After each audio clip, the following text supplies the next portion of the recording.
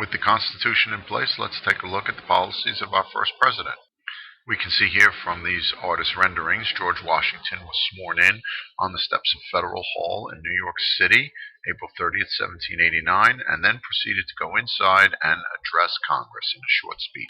George Washington understood that as the nation's first president, he was setting a precedent with the actions that he was going to take that other presidents after him would be likely to follow. One of the first things that he did was to create a cabinet or group of advisors. This included John Adams, his vice president, Alexander Hamilton, his Treasury Secretary, Thomas Jefferson, his Secretary of State, and Henry Knox, his Secretary of War. These men advised him on a variety of different issues. Keep in mind that nowhere in the Constitution does the president have the authority to create a group of advisors, yet every president since Washington has had such a group of advisors, so the cabinet is known as part of the unwritten constitutions. It's an example of something that has been an important part of the government since George Washington's day, but is not in the Constitution. A couple of other precedents that Washington set were how he was to be addressed, and he decided that he would be addressed as Mr. President. We have been addressing presidents since then the exact same way.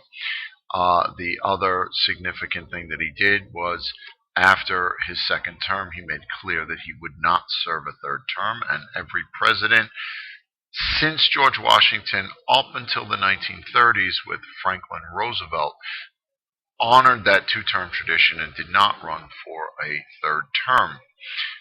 Franklin Roosevelt broke that tradition in the 1930s, and since the early 1950s, Amendment 22 has been in place in the Constitution, which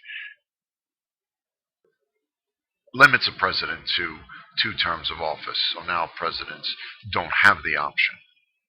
In the next lesson, we're going to take a look at the financial plan for the nation that Alexander Hamilton created.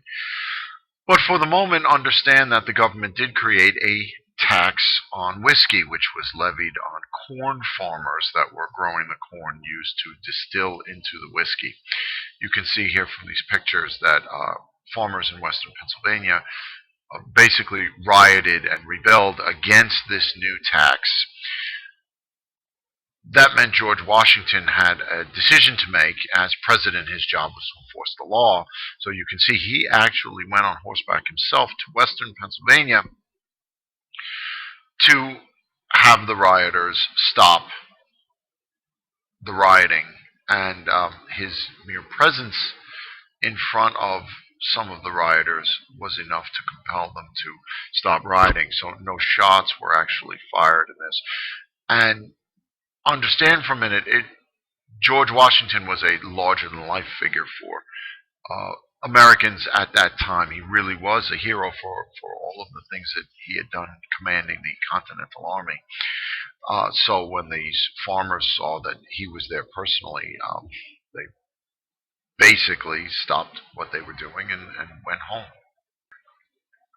The significance of what President Washington did was not just stopping the rioting, the rebellion, but showing the nation that the national government would enforce its laws, which was something that the national government under the Articles of Confederation was unable to do.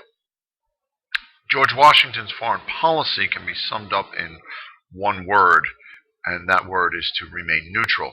Right? He issued a proclamation of neutrality when several countries were at war in Europe, and he made clear to Americans that we should be friendly with everybody but make alliances with nobody.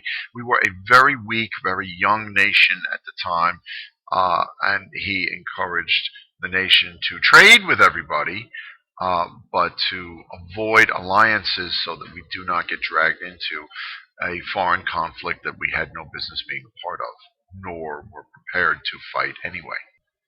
He reiterated this advice in his farewell letter, a copy of which you see poorly reproduced below, upon leaving the presidency. And in fact, most presidents through much of the 1800s followed this advice in terms of remaining neutral and avoiding alliances. So then, just to sum up, George Washington set several key precedents that are still followed by presidents today, that being called Mr. President, the two-term tradition, which is now enshrined in the Constitution and is law. So the president has term limits, 8 years maximum, 2 terms, and the creation of the president's cabinet. All right. Washington's response to the Whiskey Rebellion made clear that the national government was willing to enforce its laws. And lastly, Washington's foreign policy was to remain neutral so as to protect our young and weak nation. In the next lesson, we'll take a look at the financial plan for the nation.